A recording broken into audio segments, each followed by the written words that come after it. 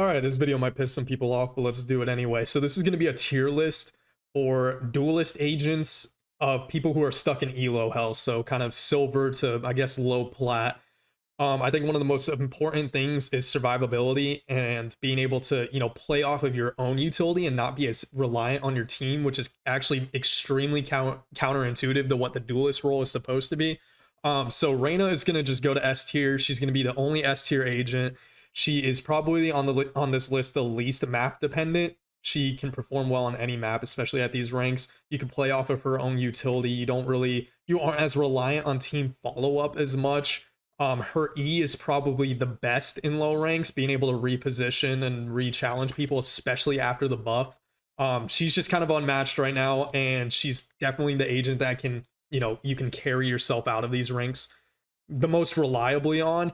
Now, this is where people are going to get probably a little bit mad, but we're going to throw Jett in D tier. Now, this is a fact. I don't care what anybody says. In low ranks, Jett is the worst duelist agent in the game, period. She is the most reliant on her team to follow up. She just has no sustain. Her E is, the best part of her kit. Her updraft is useless on like 9 out of 10 situations. It's just not that good. Very aim dependent character.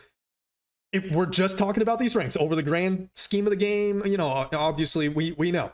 But unless you're like some ex Counter-Strike 10,000 hour player, face it, level 10, she's not for you. Okay, I'm sorry. Just the truth. She's not for you. Avoid Jett. Ray's kind of the same thing. I'm gonna be honest. Really good agent, but people don't utilize her correctly. You see it almost every single round. Say you're playing split or whatever, in the first 5 seconds of the round, if you have a Raze on her team, what does she do? She probably chucks her nade in the garage or chucks it down mid, and then she's useless for half of the match. So Raze just not that great in low ranks. If you really invest some time into her, not bad at all. But yeah, I'm gonna throw her down there. This is actually an interesting take, I think.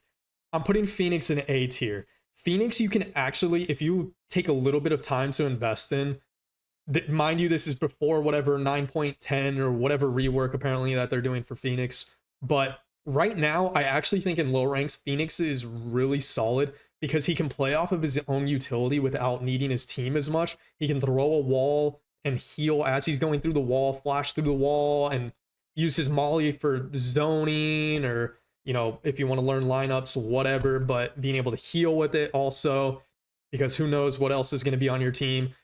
Pretty solid character. And I think his ult in low ranks is what kind of carries him. I almost want to throw him on S tier just because of his ult, but having an extra life is a game changer in low ranks. If you know how to use it, when to use it, why to use it, he's really solid.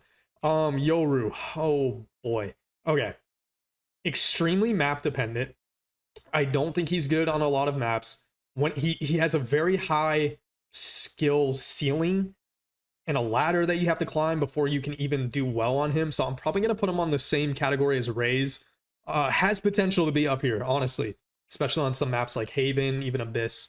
Pretty solid, being able to rotate and do some crazy stuff. But I think people just kind of throw his utility, not really thinking about what they're doing at this rank. So just not really the best. ISO, I'm going to put in B tier.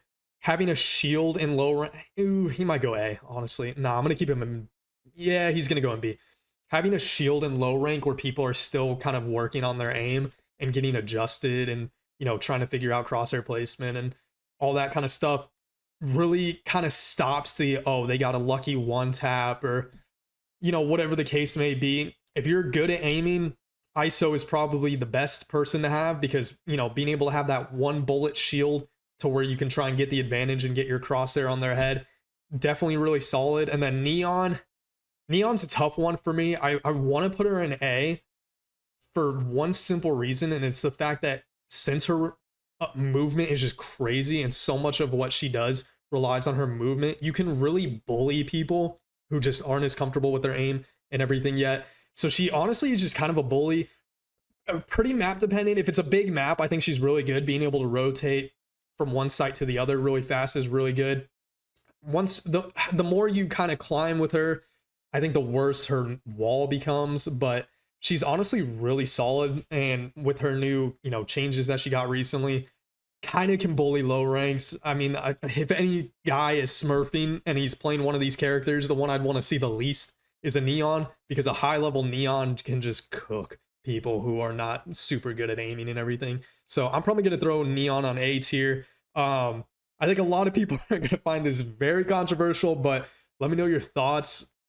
This is going to piss some people off, but it is what it is. This is just the hard truth. So, really invest in Raina if you want to kind of carry yourself out of these low ranks. But yeah, that's pretty much it.